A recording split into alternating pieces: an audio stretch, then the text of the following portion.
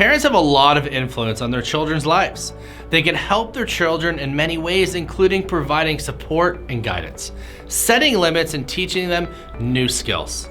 Parental involvement can make a big difference in a child's life. Studies have shown that children whose parents are involved in their education tend to do better in school than those without as much support. Being there to guide your children impact the course of their whole lives.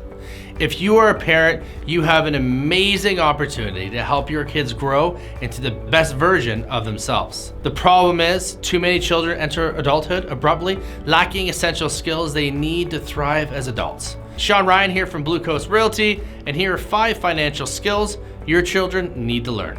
One of the first lessons to teach your children is the importance of savings. Savings is critical for anyone who wants to be financially successful. The earlier children learn to save, the better they'll be. One way to encourage savings is to start first with a piggy bank early on, then open a savings account for them and help them deposit money into it. You could teach them to save by setting aside a portion of their allowance or earning money from odd jobs. Next, savings goes hand in hand with investing. When your kids are younger, we could teach them about compound interest really simply. The lesson can be simple for kids under 10. Put a $10 bill in their piggy bank. Tell them if they don't touch this money, it will grow by 10% a month, and add an extra dollar in there. This will help reinforce the power of compound interest and how leaving money untouched can just make it grow. When kids get older, show them a compound interest calculator so they can see the incredible power of investing in compound interest. So, you've taught your kids how to save their money and how they can grow it. But life will always have expenses, so they'll need to learn how to budget their money. Kids around 8 years old are typically ready to get the basics of budgeting. You can start by teaching them the difference between wants and needs. Then you can have them draw a little pie graph, and with the pie representing all the money they've earned, and the different pieces of the pie representing where the money will go, either saved or spent. As they get older into their teens, you can expand upon this simple chart and have them break things down in more detail. Next, let's talk about education from several perspectives. First, let's talk about support. As I mentioned before, kids who receive more help from their parents in elementary school tend to have higher marks, which have positive ripples throughout their lives. Reinforcing good study habits leads to better results in high school, which really is a major stepping stone to your children's life path. Now, let's talk about post-secondary education.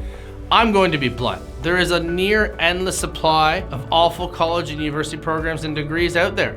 Millions of people each year choose bad programs and put themselves in an insane debt for essentially a worthless degree. In Canada, students currently have around $18 billion in student debt. In the US, that number is over $1.73 trillion in student debt. Debt is a trap that is extremely tough to get out of, especially when your career path isn't lucrative and job opportunities are sometimes scarce for their field. Discussing education and career paths are some of the most important financial chats you can have with your children, since they affect both student debt and possible future earnings. Finally, let's look at real estate. You may be wondering how understanding real estate is a financial skill to teach your children. Well, that's a good question. For most people, their home is where the majority of their wealth is had. It is also an appreciating asset, which means it will go up in value over time. If you own a home, teaching your children about mortgages, home equity, and real estate investment can be extremely beneficial to them financially. If you don't own a home, that's okay. You can still teach your children about home ownership and how it works and how the benefit of owning the home would be good for them. No matter your situation, teaching your children about real estate is a great way to help them develop strong financial skills. And using previous skills like savings and budgeting will allow them to save up for the down payment faster and manage the home when they have it. Saving, investing, budgeting, choosing the right education and career path, and using real estate are some important financial topics and skills your children will need in life. Thanks for watching. Remember to put Sean on your lawn.